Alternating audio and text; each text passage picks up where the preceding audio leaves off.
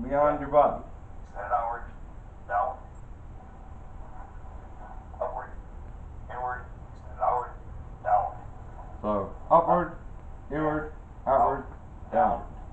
Set. Look at the stance. Inward, Set positioning in the feet. upward, Back straight, head erect, outward, arm out, outward, hand cocked, downward. neutral boom, Boom, ready to boom, go. boom, Inward, outward, boom, boom, boom, upward, boom. downward. And those are the blocks you have to know to take the test for yellow belt. So start working on those blocks right away.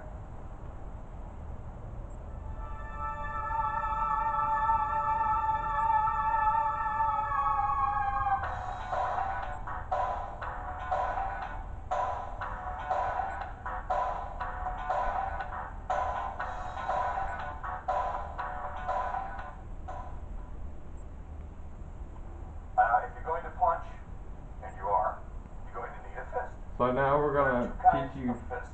Let's take a look. the fist. This is number one. This is a good, compact Now the first fist Nothing wrong with that is this fist one at all. here. This is number two. Where Is the the thumb traditional replaces fist, itself and the here, second one coming is up, like this, tapping off the top with the of thumb. fist. I prefer this particular fist over this one. You can try them. You can use whichever you like.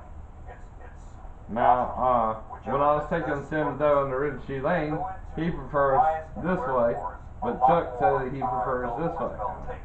So I haven't it's your got time choice to do that for now, so let's if just you're say taking pick Kenpo. whichever fist But if you were to take it okay? under Ritchie Now Lane, let's take you punching. would have to use it First this of all, style or let's look Shidoshi once Fraser again at the as horse well. stance. In order to get into a proper horse stance, start with your feet together, and then put your heels out. As Then far as put you your can, heels out. Then put your toes out as far Then as put you your can. toes Put your out. heels out again. Then put your heels out There's your again. horse stance. And then again, bend like your this knees and reverse there's your sword, horse looks stance. like you're riding an imaginary horse. And we're going to learn how to punch from this stance. Okay? Cock the hands Now, high. some people We're gonna be cock punching the hands right to the low. middle of our face. Some people cock them high, which is what Master Chuck wants you to do. So he wants you to punch. Okay, that's your basic punch. Now let me give you two hints. Number one, don't turn, see you start with the palm up. Palms are facing up. Don't turn the palm of your hand over until just before you're going to strike. In other Now, words, it doesn't go what back here. Master It's Chuck not is gonna- teaching you because here what is happens, as soon as you turn the impart palm, the the Bruce elbow Lee falls, one-inch this punch. starts coming out this Now, way. when Bruce Lee Instead would of punch, this way. It's he gotta could have punch the you whole arm from 1 inch behind away the and make punch. enough impact that he might Going send a short, man the arm's gonna stay flying behind the punch, into a keeping the palm of chair the hand behind up you. until Now, in karate, what we do like is we another sort of hint do that, is but we do it like this this hand and goes turn our back hand at the last just as second hard to as this hand goes out. You don't just drop this one back. in honor of punch Bruce with that Lee's hand. 1 inch punch. This one comes back as hard as the other one goes out. Look at it from the side.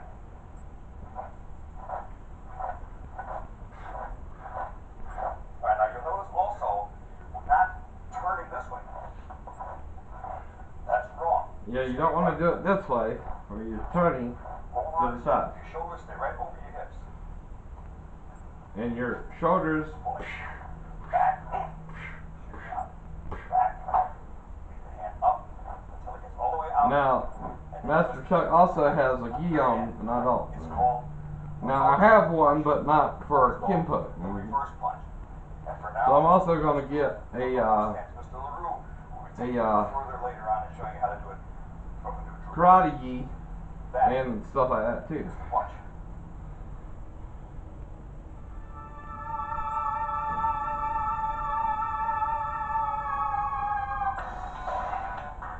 Now, I might have a little bit of a balancing problem with the kicks, but I'm still going to try and do it right. Now, if you don't succeed in you have a bad ankle or whatever, it's the attempt that matters. Basic kicks that we're going to be covering. That you're willing to try, even though you have a disability. Now, the Right? ball kick is so named. Now, some are more severely disabled than me, and some less. Right? Well, that's what you're going to be kicking. But a disability is still a disability, which means you cannot work That because it comes a around. job. Now, I could probably talk a half an hour and write a volume on the ball kick alone, but it's so much easier just to see it. Now, the So ball kids, kick is look at called this the kick, front kick. Watch it, and then we'll as start well. going through some of the specifics for your parents to be able to pick up on, so you'll know what to correct. So So get in the neutral butt. Very simple. We're going to do the rear leg kick coming forward. See it? It comes up, it pops out, and it comes back and down. Alright, now parents, here are some of the things to start watching out for. Number one, look at the hands. The hands don't change. Right. Until now when you do the kick, you gotta keep your hands the same unless you're going forward. Right? So if you're like this, the hands remain constant. What you want to watch out for is that the kids don't start doing this, because it's a natural tendency at first to try and balance yourself while you're in the kick. Well, they got to get out of that habit. In fact, don't even let them create that habit to begin with. The hands. Now if you're going forward, that's different. Down. The second thing to watch out for is that the foot is tight when the kick is delivered. The foot can't be dangling around on the end of the leg. Now, it's the same as you wouldn't punch with a limp. Another thing is you gotta keep your feet. Alright, that's number two. Number three, I have to balance myself, but you want your feet like out like this. If the knee starts out down here, the kick is going to start looking something like that. That's not a ball kick. It has no snap. It has no punch on the end of it. The knee has to come high. Okay? Now you also want to raise your knee up high to do the kick. Recocks every time. If it doesn't recock, what happens? You kick and then you drop. Or if you're going to put it back, you kick and you swing it back. No good, no way. Kick, recock, plant. Kick, recock, plant forward.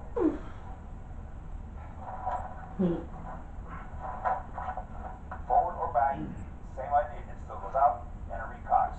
Alright? Now, the roundhouse kick, the mechanics are basically the same.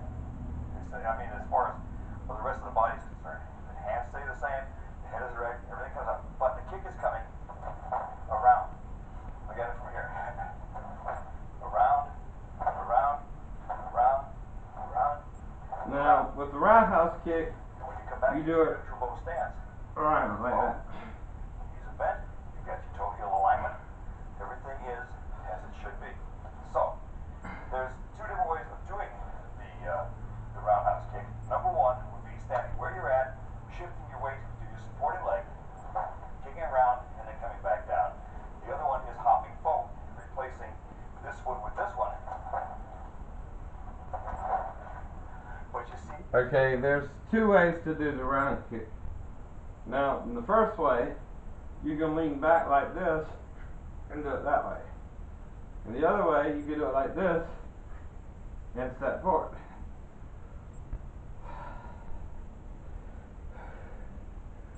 again, the foot is tight. You're still using the ball of the foot as the weapon. You're still hitting with the ball of the foot. Same as the ball kick. Same thing here. But you're coming around.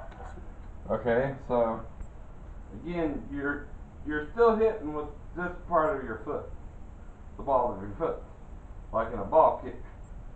So you're here, here, or here.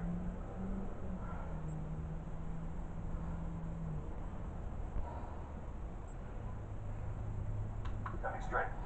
The other thing, of course, is that the hands remain the same. Head is right, back is straight. You don't counterbalance too far out. Don't ball kick when going out this way so much with the upper body. Just bring the leg up. Make sure, again, the knee is high. In fact, here, the whole leg is high. Alright, So, switch sides and do ball kick. Ball kick also. Front leg. Rear leg. Front leg. You can do the ball kick with the rear leg. Whoops. I overcompensated there. Front leg. Climbing back. But it's the same kick. Now, the reason I'm having problems with the kick right now is my mid back. So practice the kick. Right in here, I gotta build up my watching strength the in foot, it. watching the knee. And the same thing with the roundhouse kick. Now, If you can follow the guidelines that are set up as far as the mechanics and what to watch out for, your kids are going to have terrific kicks. And you'll see some kids out here in a little while that have got those kicks, and they got them down cold. Alright, that's the end of the first segment. Alright, now, let me talk about how often you should work out, how long the workout should be, how much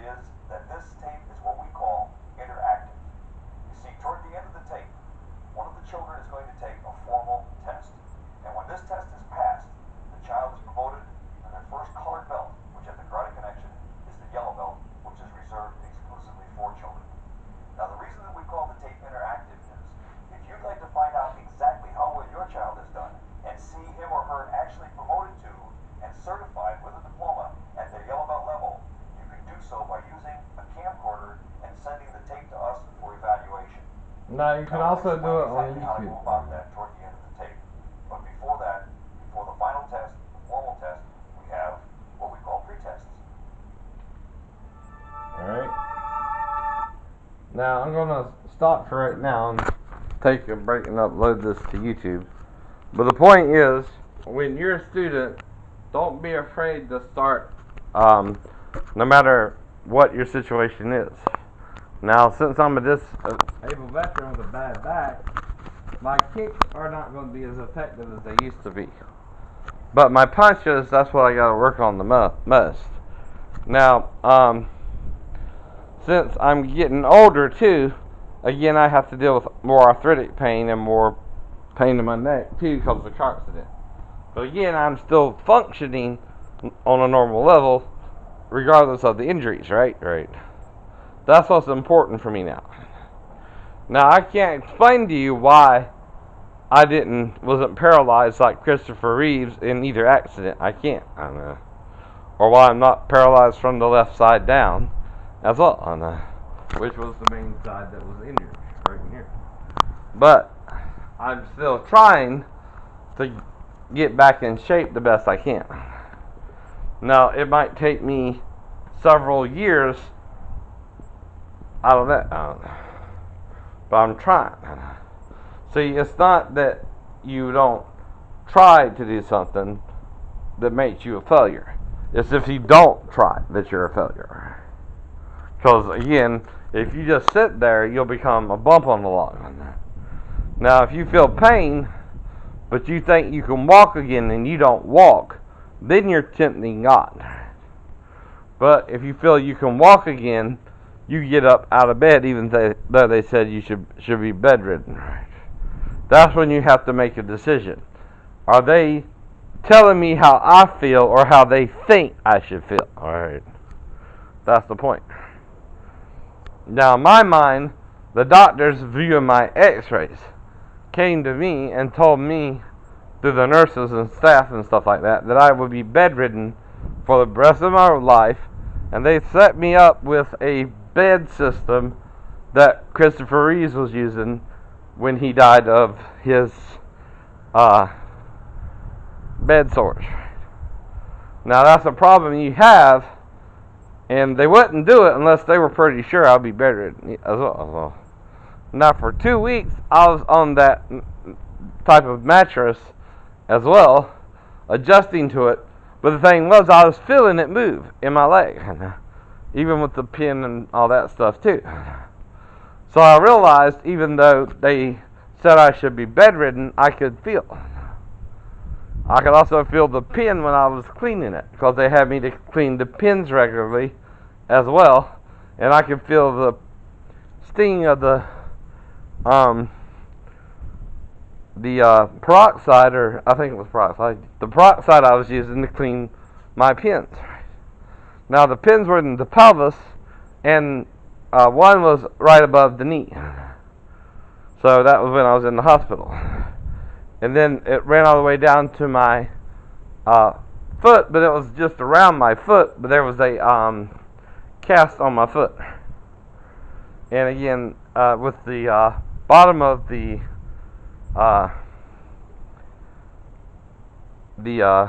exoskeleton on my left foot as well. So I had a short cast on the ankle, right, and a skeletal traction called an exoskeleton on my pelvis and down my left leg, because they thought that was the most severely injured. And that's the point there too. And again, that's how I realized, even though they thought I should be paralyzed, I was not. Now, in the car accident, they just put me in a room after they did their initial workup on me when I got to the ER. Now, by the time my mom came into the room, I wasn't in the hard C collar anymore either. I don't know if she remembers that. I know. But I do. And then they released me.